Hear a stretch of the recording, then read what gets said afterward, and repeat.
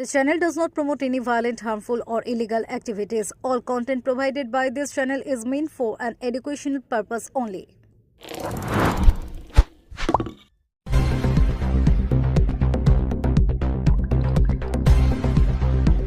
মণিপুরে জঙ্গিদের গুলিতে নিহত হুগলির ত্রিবেণীর ট্রাক চালক, অসুস্থ ছেলে ও বিবাহযোগ্য মেয়েকে নিয়ে অনিশ্চয়তায় পরিবার। মণিপুরে জঙ্গি হামলায় প্রাণ হারালেন হুগলির ত্রিবেণীর এক ট্রাক চালক। ঘটনায় শোকের ছায়া নেমে এসেছে গোটা এলাকায়। তবে শোকের থেকেও বড় হয়ে উঠেছে ভবিষ্যতের অনিশ্চয়তা, কারণ মৃত ট্রাক চালকই ছিলেন পরিবারের একমাত্র উপার্জনক্ষম ব্যক্তি। বাড়িতে রয়েছে গুরুতর অসুস্থ ছেলে, বিবাহযোগ্য মেয়ে এবং নেই স্ত্রীও। ফলে পরিবারের ভবিষ্যৎ নিয়ে গভীর উদ্বেগে আত্মীয় স্বজনরা। মৃতের নাম নীতিশ দাস, 63। তিনি ত্রিবেণী 2 নম্বর বাসুদেবপুর উমাপল্লীর বাসিন্দা। দীর্ঘ 1 দশকেরও বেশি সময় ধরে মণিপুর ও অসমে লরি চালানোর কাজ করতেন। সেই পেশার সূত্রেই বেশিরভাগ সময় রাজ্যের বাইরে থাকতে হতো তাকে। পরিবার চালানো থেকে শুরু করে ছেলের চিকিৎসার খরচ সবটাই চলত তার উপার্জনের ওপর নির্ভর করে। পরিবার সূত্রে জানা গিয়েছে, মণিপুরের জাতীয় সড়কে অবরোধ ঘিরে উত্তেজনা চলছিল। অভিযোগ, কুকি ও নাগা গোষ্ঠীর অবরোধের জেরে পরিস্থিতি অশান্ত হয়ে ওঠে। সেই সময় মণিপুর পুলিশ, বিএসএফ এবং সিআরপিএফের যৌথ বাহিনী জাতীয় সড়ক 202 ধরে ট্রাকের একটি কনভয়কে উখরুল জেলার দিকে নিরাপত্তা দিয়ে নিয়ে যাচ্ছিল। অভিযোগ, টিএম কাসম এলাকা অতিক্রম করার সময় পাহাড়ের দিক থেকে সন্দেহভাজন কুকি জঙ্গিরা আচমকা গুলি চালাতে শুরু করে। কনভয়ের একেবারে সামনে থাকা লরিটি চালাচ্ছিলেন নীতিশ দাস। গুলিবিদ্ধ হন তিনি। একাধিক গুলি তার শরীরে লাগে। ঘটনাস্থলেই তার মৃত্যু হয় বলে জানা গিয়েছে। ঘটনার খবর প্রথমে পরিবার পর্যন্ত পৌঁছে অন্য ট্রাক চালকদের মাধ্যমে। নীতিশ দাসের ভাই অংশু দাসের ফোন নম্বর লরিতে লেখা ছিল। হামলার পর অন্যান্য চালকরা ফোন করে পরিবারের সদস্যদের এই মর্মান্তিক খবর জানান। পরিবারের পরিস্থিতি অত্যন্ত করুণ। নীতিশ দাসের ছেলে নগেন দাস দীর্ঘদিন ধরে প্যানক্রিয়াটাইটিস রোগে ভুগছেন। চিকিৎসার জন্য নিয়মিত অর্থের প্রয়োজন হয়। অন্যদিকে মেয়ে দীপা দাস বিবাহযোগ্য। পরিবারের আর্থিক অবস্থার কারণে বিয়ের বিষয়টিও অনিশ্চয়তার মধ্যে রয়েছে। পরিবারের উপর বিপর্যয়ের ছায়া নেমে আসে আরও আগে। 2024 সালে নীতিশ দাসের স্ত্রী গীতারানী দাস মারা যান। এরপর থেকেই সন্তানদের নিয়ে কার্যত একাই লড়াই চালিয়ে যাচ্ছিলেন তিনি। 6 মাস আগে বাড়িতে এসেছিলেন। পরিবারের সদস্যদের আশ্বাস দিয়েছিলেন আবার ফিরে আসবেন, কিন্তু সেই প্রতিশ্রুতি আর পূরণ হল না। বাড়ি ফেরার বদলে এলো তার মৃত্যুর খবর। আত্মীয়দের কথায়, কাজের সূত্রে দূরে থাকলেও প্রতিদিন পরিবারের সঙ্গে যোগাযোগ রাখতেন নীতিশ। ছেলে, মেয়ে এবং ভাইয়ের সঙ্গে নিয়মিত ফোনে কথা বলতেন। এমনকি মৃত্যুর আগের দিন সকালেও মেয়ের সঙ্গে তার কথা হয়েছিল। লরি চালিয়ে যা উপার্জন করতেন তার বেশিরভাগই পাঠিয়ে দিতেন বাড়িতে। সেই অর্থেই চলত সংসার এবং ছেলের চিকিৎসা।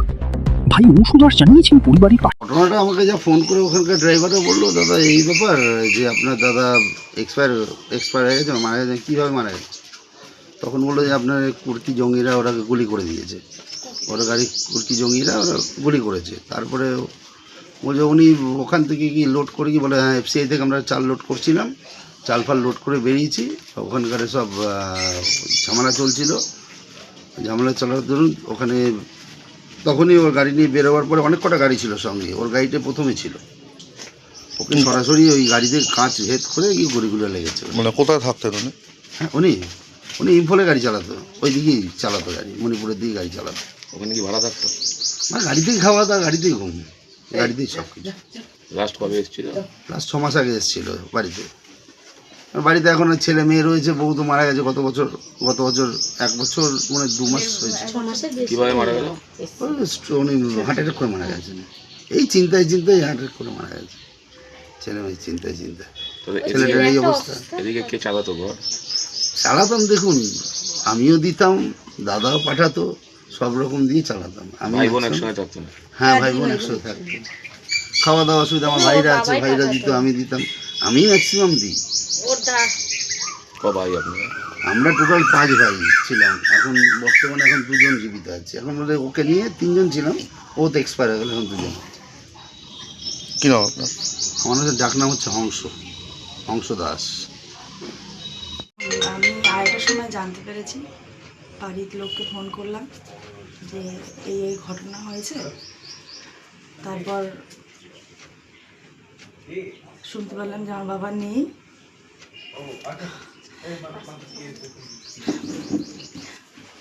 এখন কি করবে? এখন কি চাইছো? চাওয়াটা এটাই যে আমাদের আর মানে রোজগার করার মতো কেউ নেই। আমার দাদা অসুস্থ, বাবা ড্রাইভার, যা হোক করে আমাদের চলতো। আপনারা যদি একটু দেখেন তাহলে খুবই উপকার হয়। আমাদের মাথার উপর হাত বলতে আর কিছুই নেই।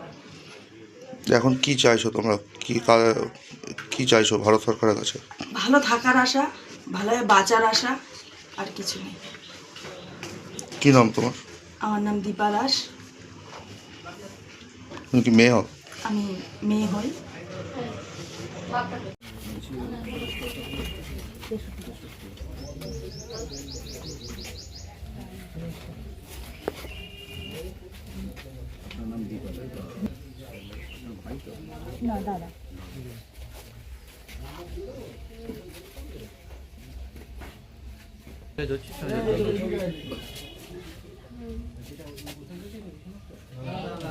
এমনি বাড়িতে পাসপোর্ট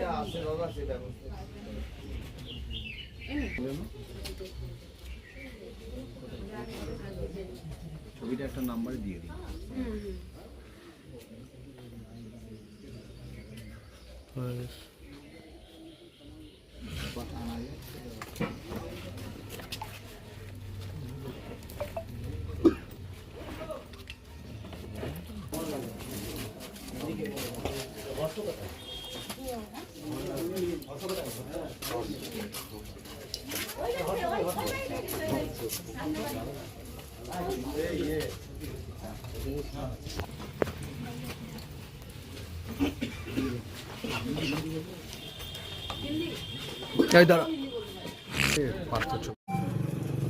খুবই দুঃখজনক একটা ঘটনা, যেটা আমাদের সপ্তগ্রাম বিধানসভার মধ্যে 21 নম্বর ওয়ার্ডে এই ঘটনাটা ঘটেছে।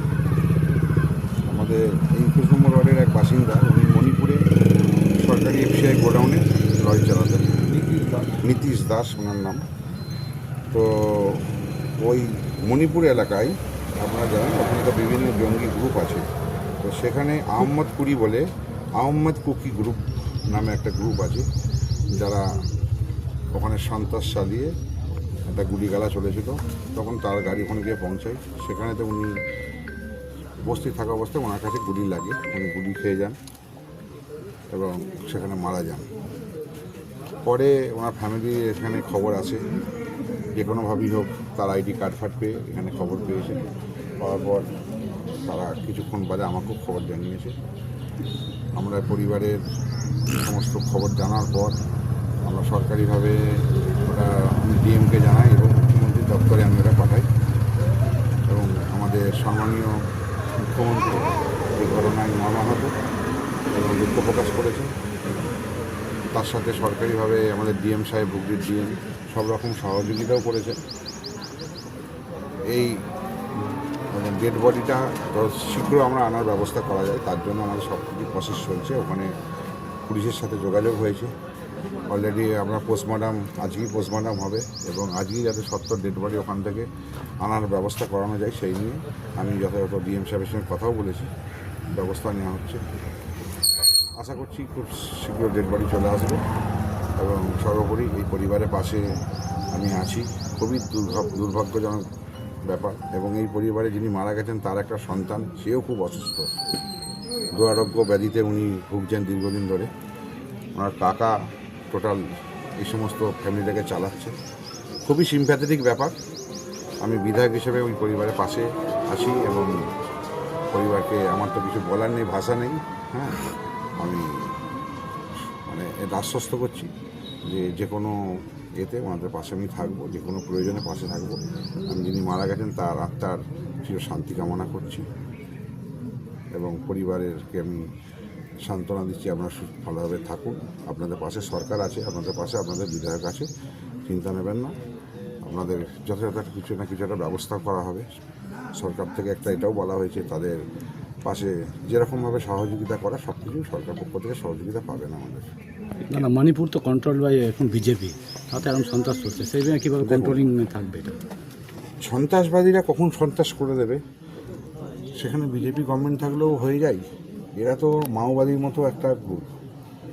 এখন তার জন্য আমাদের বিজেপি সরকার তাদের নিশ্চয়ই ব্যবস্থা নিচ্ছে, তাদেরকে গ্রেপ্তার করছে, নিশ্চয়ই তাদেরকেও সেখানে ব্যবস্থা গ্রহণ করা হবে। কিন্তু এটা দুর্ভাগ্যজনক অ্যাক্সিডেন্ট ধরতে হবে, কারণ যদি কোনো ঘটনা ঘটে যায় সেখানে তো পরবর্তীকালে যা যা স্টেপ নেওয়ার তো সরকার পক্ষ সেটা নেবেই। যেহেতু বিজেপি গভর্নমেন্ট, আপনারা জানেন এরা কাউকে ছাড় দেবে না, ছাড়বে না।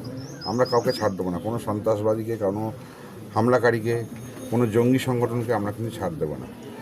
তো সরকার সরকারের মতো কাজ করবে, কিন্তু হচ্ছে একটা পরিবার থেকে একজন মানুষ মানে কর্মক্ষেত্রে সে গিয়ে তার মৃত্যু হলো, এটা আমাদের কাছে খুব দুঃখের ব্যাপার। আমরা পরিবারের পাশে থাকবো সবসময়, এটাই আমাদের ব্যাপার।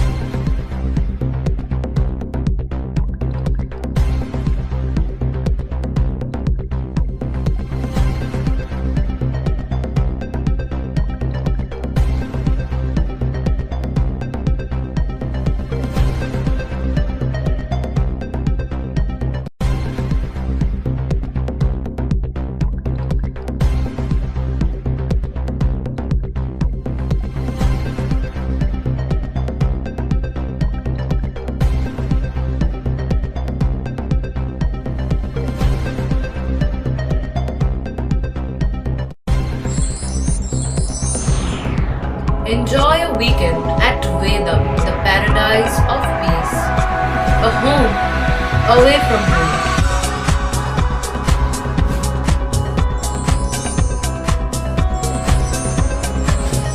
See yourself resonating with the nature. Vedam welcomes you to create your best memories.